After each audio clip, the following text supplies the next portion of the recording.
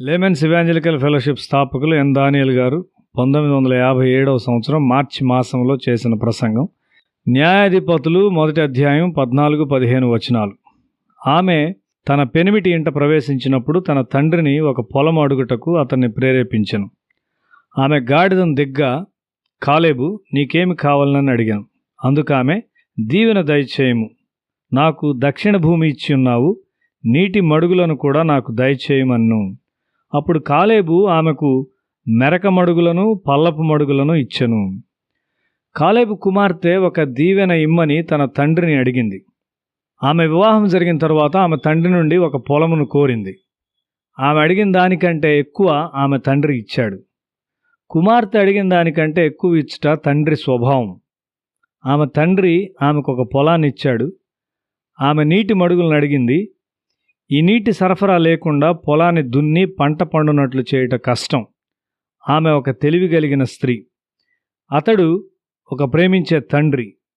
ఆమె విన్నపము ఒక భూ సంబంధమైన దీవెన. ఒక ధనవంతుడైన తండ్రి తన కుమార్తె విన్నపమును ఎన్నడూ తిరస్కరించడు.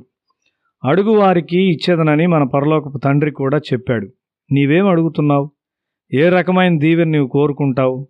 నిత్యమైన దీవెన లేక భూ సంబంధమైన దీవెన? ఏశావు దీవెన కొరకు అడిగాడు.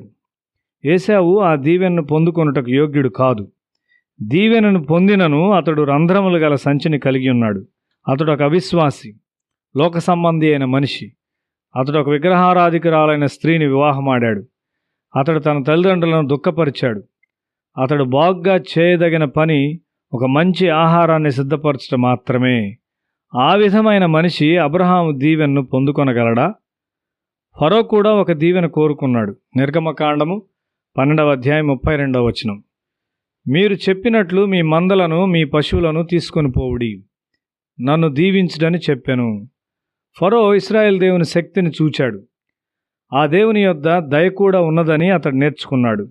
వారు పశ్చాత్తాపడి విధేయులగుటకు దేవుడు అతనికి చాలా అవకాశాలు ఇచ్చినప్పటికీ తన ప్రథమ పుత్రుని పోగొట్టుకునేంత వరకు మరియు ఐగుప్తులోని ప్రథమ సంతానం నాశనం అయ్యేంత వరకు అతడు హృదయాన్ని కఠినపరుచుకున్నాడు. అయిష్టంగాను భయంతో నిండినవాడుగాను ఇశ్రాయేలీయులు వెళ్ళటకు అనుమతించాడు. అనుకోకుండా అతడు ఒక దీవెన కూడా కోరాడు. అటువంటి వాడు దేవుని దీవెన పొందగలడా? అతడు ఒకవేళ దీవెన పొందుకొన్నను అతడు దాన్ని పట్టుకొనగలడా? చాలామంది శరీర స్వస్థత కొరకు చూస్తుంటారు. అయితే ఆ స్వస్థతను కొనసాగించుకొనుటకు వారికి ఆత్మీయ బలం లేదు.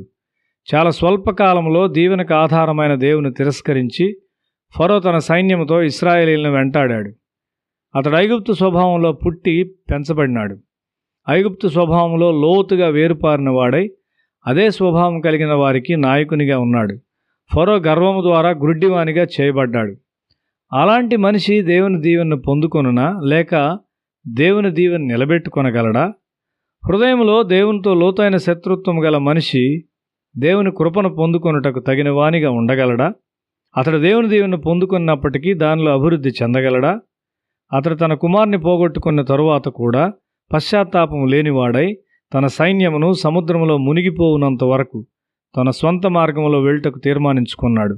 నీవు ఒక దీవెన కొరకు అడగవచ్చు గాని దాన్ని పొందుకుని స్థితిలో ఉన్నావా? అడుగువారు పొందుకొనుటకు సిద్ధపడిన వారై ఉండాలి.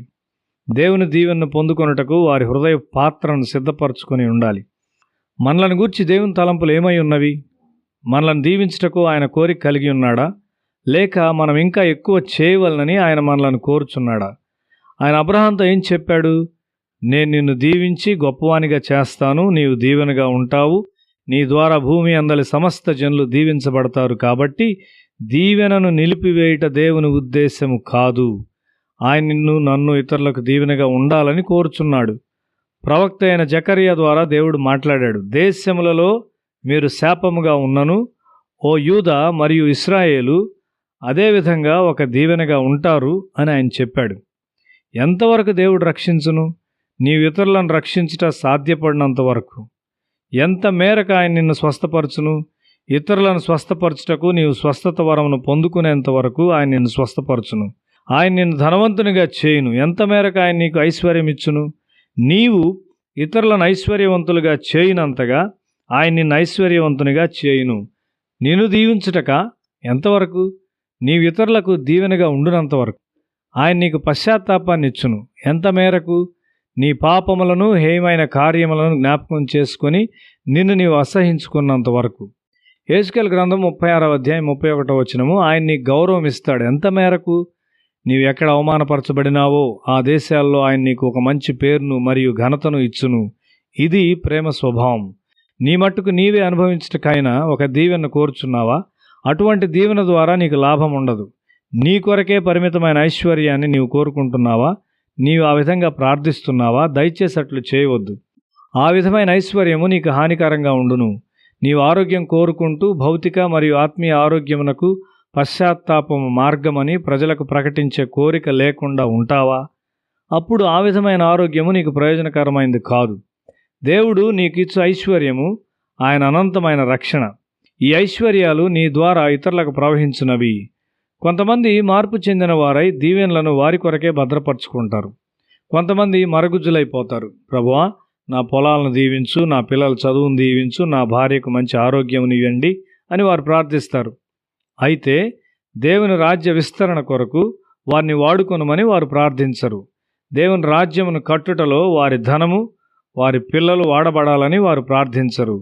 మేము దృశ్యమైన వాటిని చూడక అదృశ్యమైన వాటినే మేము చూస్తున్నాము అని పరిశుద్ధుడైన పౌలు చెప్పుచున్నాడు. పేదవారిగా నుండి మేము అనేక మందిని ధనవంతులుగా చేయుచున్నాము. లూకాసు వార్త 18వ అధ్యాయం 29, 30 వచనాలు. దేవుని రాజ్యము నిమిత్తమై ఇంటినైనను, భార్యనైన్ను, అన్నదమ్ములనైన్ను, తల్లిదండ్రులనైన్ను, పిల్లలనైన్ను విడిచిపెట్టిన వాడెవడును ఇహమందు చాలా రెట్లను పరమందు నిత్య జీవమును పొందకపోడని నిశ్చయముగా మీతో చెప్పుచున్నాను అని వారితో అనెను. కాలేబు తన కుమార్తెకు పల్లపు మడుగులను, నీటి మడుగులను ఇచ్చాడు. దేవుడు నీకు ప్రశస్తమైన పరలోక కృపలు మరియు నీకు అవసరమైన భూ సంబంధమైన దీవెనలు ఇవ్వాలని కోరుచున్నాడు. ఆయన కుమారునిగా లేక కుమార్తెగా నీవు ఆయన హస్తాల్లో పెట్టుకుంటే దేవుడు తన పరలోకపు దీవెనలను మరియు భూగర్భంలో దాచబడిన దీవెనలను నీ మీద కృమ్మరించును.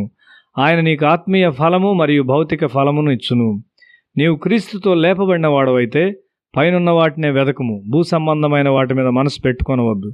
నీవు కోరుకొని దీవెన ఏమి? దైవిక స్వభావంలో పాలు కలిగి ఉండుట అత్యున్నతమైన దీవెన. నీలో నుండి జీవజల నదులు ప్రవహించే బహుమానము కొరకైన వాంఛ నీలో ఉండాలి. నీవు జీవజలముల నది ఒడ్డున నాటబడిన చెట్టువై అన్ని కాలాల్లో ఫలాలనిస్తూ ఆకువాడని దేవునిచే నాటబడిన చెట్టువై ఉండాలని నీవు కోరుకోవాలి. జీవమైనను మరణమైనను దేవునికి సాక్షిగా ఉండుము.